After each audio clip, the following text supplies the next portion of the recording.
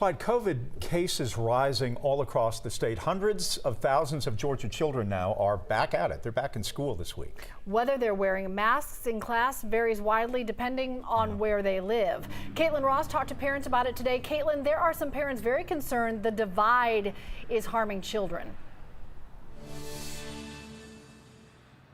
Exactly, Cheryl. Here in Gwinnett County, if you're a student in school, you're mandated to wear a mask. But just a few miles down the road in Fulton, that decision is optional. A handful of Metro Atlanta schools are starting back virtually because of COVID-19 exposures. Other districts say students don't have to quarantine after a COVID exposure as long as they don't have symptoms. Cobb County is one of those districts.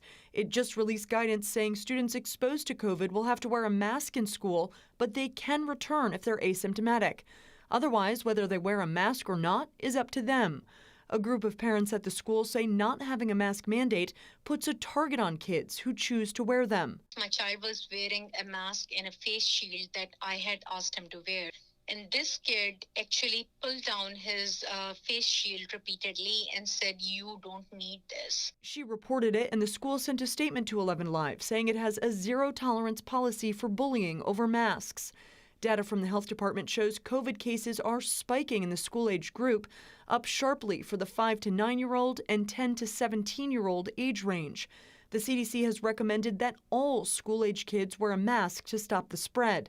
But districts like Gwinnett requiring masks are drawing sharp criticism from parents as well. We want to unmask our children. Period. The end. We want to unmask our children. We asked Governor Brian Kemp for an interview to weigh in on this mask mandate and whether or not he would make a state mandate. So far, he has not responded to our interview request, but has previously said that he trusts each individual superintendent to make the best decision for their district.